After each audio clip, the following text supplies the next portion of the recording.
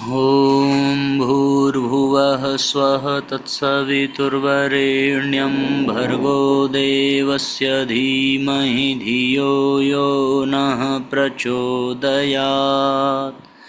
ॐ चैतन्यं शाश्वतं शान्तं व्योमातीतं निरञ्जनं नादबिन्दुकलातीतं तस्मै श्रीगुरवे नमः।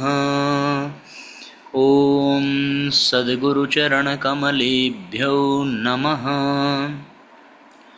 वन्दे भगवतीं देवीं श्रीरामञ्च जगद्गुरुं पादपद्मे तयोः श्रुत्वा प्रणमामि मुहुर्मुहुः। परम पूज्य गुरुदेव परम वंदनीय माता जी के दिव्य संरक्षण में विराजमान ऑनलाइन दैनिक स्वाध्याय के आज के सत्र में आप सभी आत्मीय बंधुओं का बहुत बहुत स्वागत, बहुत बहुत अभिनंदन है साथियों। आइए भावपूर्वक आज के सत्र का हम सभी शुभारंभ करते हैं। अमर्यादित इच्छाएं ही त्याज्य हैं, ये आज का पहला अध्याय है और जून माह की अखंड ज्योति पत्रिका हम लोग आज प्रारंभ करने जा रहे हैं।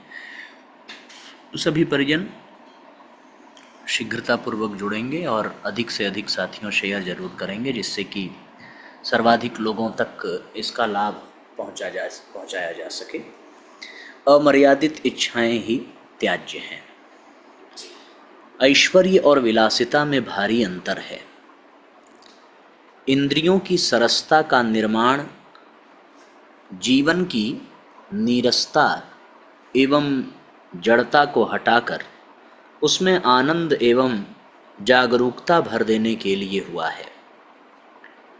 पांचों ज्ञानेंद्रियां अपने सात्विक भोगों के उपलब्ध करके आत्मा के आनंद को बढ़ाती हैं और जीवन को सुविकसित एवं प्रफुल्लित बनाने में सहायक होती हैं।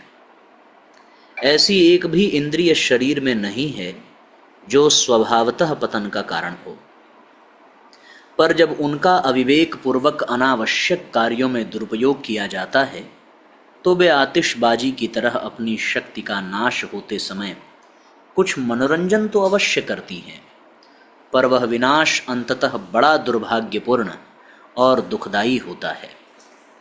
सात्विक सरस स्वादिष्ट भोजन की इच्छा उचित है।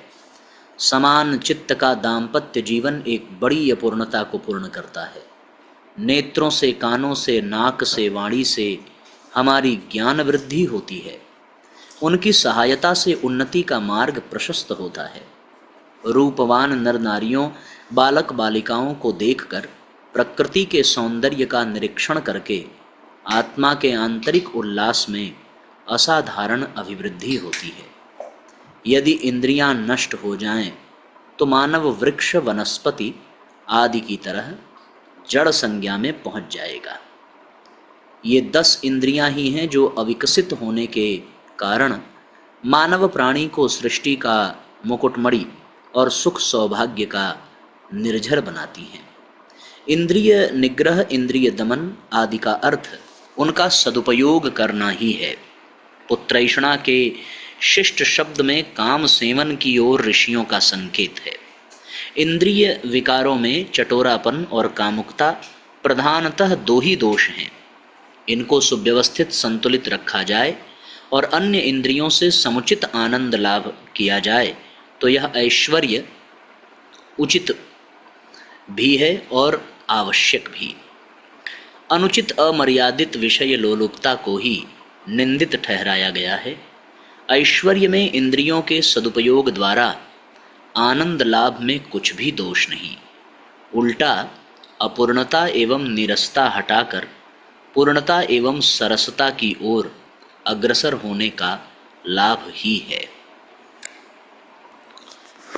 बहुत मार्मिक पंक्तियां हैं साथियों। परम पूज्य गुरुदेव के द्वारा 1951 की अखंड ज्योति में पृष्ठ संख्या 13 पर ये लिखी गई थी, जिसमें पूज्य गुरुदेव ने इन इंद्रियों को ज्ञान की प्राप्ति में सहायक बताया है और उसी ज्ञान से आत्मा में आनंद की अनुभूति होती है। इसलिए इन इंद्रियों को सहायक सहयोगिनी के रूप में बनाने की बात पूज्य गुरुदेव करते हैं। लेकिन जब हम इन इंद्रियों का दुरुपयोग करने लगें, विषय भोगों में लिप्त होने लगें, तो फिर ये आत्मा का आनंद नहीं बल्कि आत्मा को पतनोन्मुख बना देती हैं और इससे जीवन जो है पतित होता है। इसलिए साथियों, हमें जो आँख कान नाक मिले हैं इससे ज्ञान वृद्धि करें और इनका सदुपयोग करें। शास्त्रों में संतों के द्वारा इंद्रियों के सदुपयोग की बात कही गई है। नैनन संत दरस नहीं देखा, नैनों से अगर संतों के दर्शन न हो सके तो इन्हें मोर पंख के समान बताया गया है। मोर पंख करि लेखा, जीह सुदादुर जीह समाना। जीभ से बोलना केवल मेढक के टर्टर जैसा है अगर उससे भगवान का नाम उच्चारण न किया जाए, मंत्र का जाप न किया जाए। श्रवण रंध्र अहिभवन समाना, कानों को सर्प के बिल के समान बताया अगर कानों से सत्संग और भगवान की कथा न सुनी जाए। इन सब के द्वारा आत्मानंद की अनुभूति हम प्राप्त कर सकते हैं, इसमें कोई संशय नहीं है। इसलिए साथियों, हमें इंद्रियों का सदुपयोग करना चाहिए। सबको आवाज़ आ रही है? स्पष्ट रूप से बता देंगे एक बार।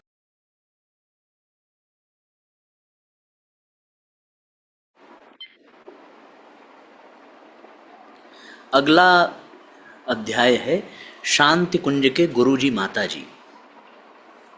शांति कुंज के गुरुजी माताजी, जन मन ने उन्हें इसी रूप में स्वीकार किया, अपनाया और अपनी अंतश्चेतना में प्रतिष्ठित किया। गायत्री परिवार के परिजनों के लिए वे सदा प्यार लुटाने वाले गुरु पिता और अपने वात्सल्य रस से संतानों पर अमृत अभिसिंचन करने वाली माताजी थीं। लेकिन सर्वसाधारण के लिए भी वे सहज सुलभ थे। हरिद्वार क्षेत्र के रिक्शे वाले, दुकानदार, यहाँ आने वाले पर्यटक, आसपास के अधिकारी कर्मचारी सभी उनके दर्शनों के लिए आते रहते थे। ये सब उनका प्यार पाते, यहाँ भोजन करते और उनकी आध्यात्मिक ऊर्जा से अभिषिक्त होते। वर्ष 1972 से वर्ष 1983 तक पूज्य गुरुदेव से मिलने भेंट करने में कोई रोक टोक न थी। वे सभी के लिए सुलभ थे। यदा कदा शाम को गुरुजी माताजी साथ साथ घूमने निकल जाते। इसके लिए साइकिल रिक्शा उनका प्रिय वाहन था। तब शांति कुंज में एक साइकिल रिक्शा भी था। कनखल उनका प्रिय स्थान था जहां वे प्रायः जाते थे। इस साइकिल रिक्शे को चलाने वाले कार्यकर्ता का नाम गणेश था। वही इन्हें लेकर उनके यथा इच्छित स्थान पर ले जाया करता। कनखल या ऋषिकेश उनके दो ही प्रिय स्थान थे। शाम को जब गणेश उन्हें रिक्शे पर बिठाकर बाहर निकलते तब लोग हंसते हुए यही कहते, देखो गणेश जी शिव पार्वती को लेकर घूमने जा रहे हैं। जाते हुए आते हुए वे दोनों सभी से मिलते, उनका हालचाल पूछते, आवश्यकता पड़ने पर उनकी कष्ट कठिनाइयों का निवारण भी करते। सभी यह जानते, मानते और स्वीकार करते थे कि शांति कुंज के गुरुजी माताजी उनके लिए संकट निवारक, सर्व सिद्धिदायक हैं। शांति कुंज के 11 वर्ष गुरुजी माताजी के साथ सदा ही न भूतो न भविष्यति बने रहेंगे। बड़ा सुंदर प्रसंग है साथियों ये, और निस्संदेह ये हम सबको बड़ी सुंदर एक प्रेरणा देता है, और एक ऐसी प्रेरणा जो पूज्य गुरुदेव माता जी के प्रति श्रद्धा को बढ़ा दे। गुरुजी माता जी ने अपने बच्चों को, अपने परिजनों को माँ बाप की तरह प्रेम किया है। जैसे कोई माँ अपने बच्चों का ध्यान रखती है, वैसे गुरुदेव माता जी अपने बच्चों का ध्यान रखते, उनके कष्टों को दूर करते और डांट डपट भी गुरुजी माता जी बच्चों को देते गलतियां करने पर। अलौकिक अद्भुत आनंद था उनके साथ। अभी भी जो लोग सूक्ष्म रूप में उनको अनुभव करते हैं, वे लोग अभी भी इसका आनंद पाते हैं। महासागरों की मर्मांतक पीड़ा। नदियों में जल प्रदूषण को पीछे छोड़कर अब महासागरों में भी गंदगी का खतरा बढ़ता जा रहा है।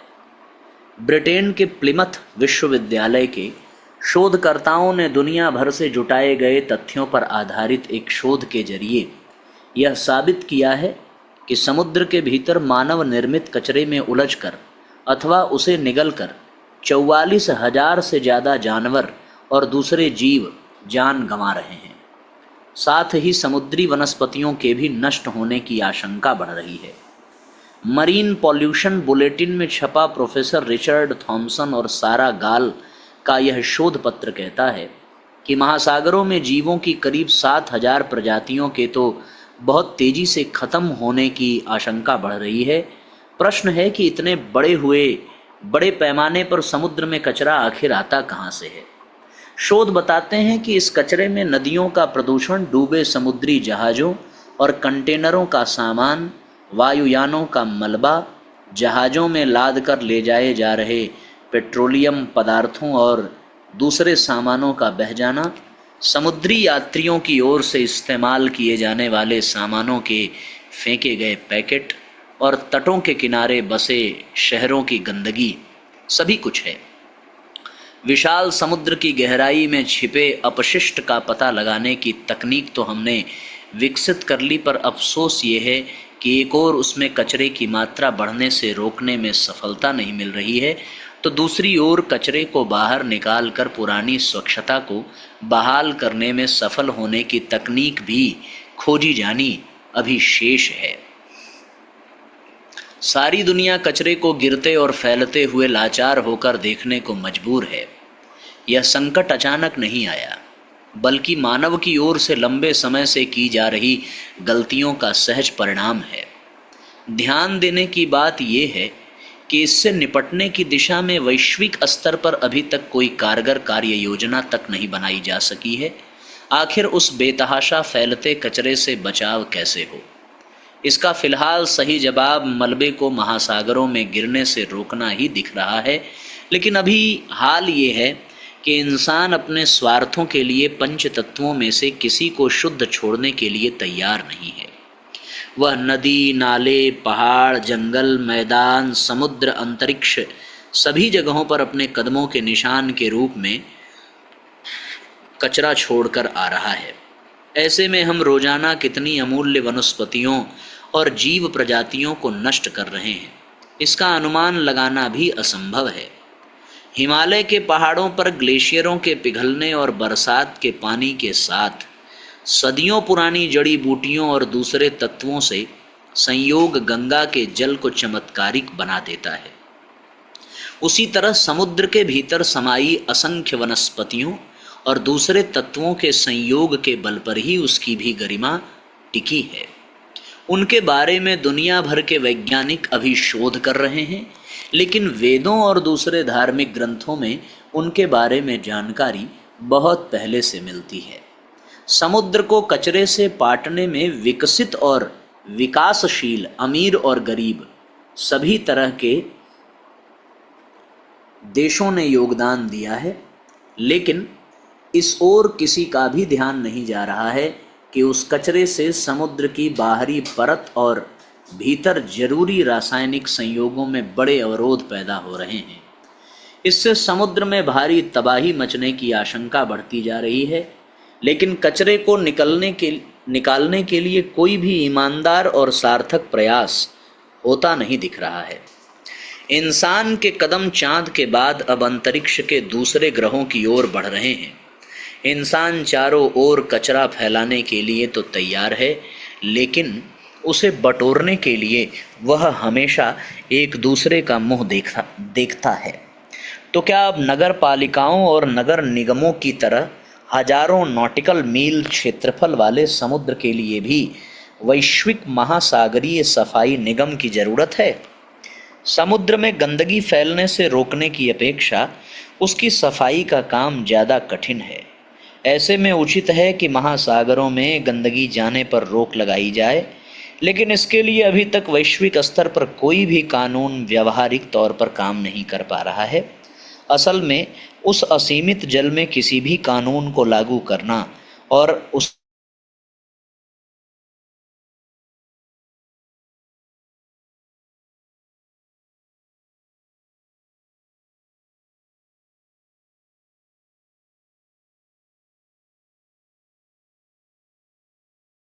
हमेशा होते रहने वाले विवादों की परिणति कई देशों के बीच सैन्य संघर्ष के रूप में होती रहती है। उन क्षेत्रों से संबंधित देशों के बीच पहले से बने दुर्घटना, अतिक्रमण और आक्रमण की घटनाओं से संबंधित कानूनों का पालन कराना और अदालत में मामले चलाना बहुत बड़ी चुनौती होता है। वैसे कानून के बनने के बाद भी यह पता लगाना बहुत कठिन होगा कि गंदगी किसने फैलाई है। इतने बड़े जल क्षेत्र की उपग्रहों के जरिए भी नियमित निगरानी करना संभव नहीं है। अंतर्राष्ट्रीय अंतरिक्ष के भीतर की गंदगी के जिम्मेदार लोगों की रोजाना टोह लेना तो असंभव काम है। अफसोस ये है कि जल सीमा क्षेत्र के अतिक्रमण, समुद्री लूटमार, दुर्घटनाओं वगैरह को लेकर अंतर्राष्ट्रीय स्तर पर कानून बने हैं, लेकिन अभी तक कोई ऐसी संस्था अथवा अदालत नहीं बनी है जिसके जरिए विशाल समुद्र में प्रदूषण फैलाने के लिए जिम्मेदार लोगों के खिलाफ कार्रवाई करने का काम किया जा सके। यही कारण है कि उनमें से ज़्यादातर स्थितियों में सभी देशों के निजी कानून भी प्रभावी हो जाते हैं। यह भी गौर करने की बात है कि तनाव की स्थिति आने पर कुछ देशों के बीच उनकी जल सीमाओं में आपसी युद्धकालीन गठबंधन बन जाते हैं। इसी तरह किसी भी देश के वायुयान, समुद्री जहाज या मछुआरों की नौकाओं के लापता होने की स्थिति में उन्हें ढूंढने के लिए सभी देशों के बीच सहमति और सहयोग बन जाता है। उसमें सभी देश अपनी सीमाओं के अंतर्गत तलाशी अभियानों में अपने धन और संसाधन दोनों का इस्तेमाल करते हैं। कुछ मामले में तो कई देशों की ओर से अपने संसाधन दूसरे देशों की जल सीमा में भी मुहैया कराने की पेशकश की जाती है। ऐसे अभियानों का दुनिया भर में बड़ा सकारात्मक संदेश जाता है, लेकिन प्रदूषण को ख़त्म करने के मुद्दे पर अंतर्राष्ट्रीय स्तर पर सहमति बनना तो बड़ी बात रही। किसी एक देश की ओर से भी बड़े पैमाने पर अनुकरणीय प्रयासों की कार्य योजना बनती नहीं दिखाई देती है। ऐसे हालत में समुद्री जल क्षेत्र कानूनों में बदलाव किए जाने के साथ ही अंतर्राष्ट्रीय गठबंधन बनाकर समुद्र की सफाई के लिए भी बड़े पैमाने पर प्रयास किए जाने की ज़रूरत है। इसे भी जनजागरण के वैश्विक अभियान के रूप में लेना चाहिए। बड़ा ही चिंतनशील अध्याय है साथियों ये। निस्संदेह इसकी परिस्थितियों पर चिंतन होना चाहिए। आज के लिए इतना ही स्वाध्याय करेंगे। गायत्री मंत्र पढ़कर आज के सत्र को विश्राम दें। ओम भूर्भुवः स्वः तत्सवितुर्वरेण्यं भर्गो देवस्य धीमहि धियो यो नः प्रचोदयात्। सभी आत्मीय बंधुओं को बहुत बहुत प्रणाम। सबका मंगल हो साथियों। जय राम जी की शुभ रात्रि।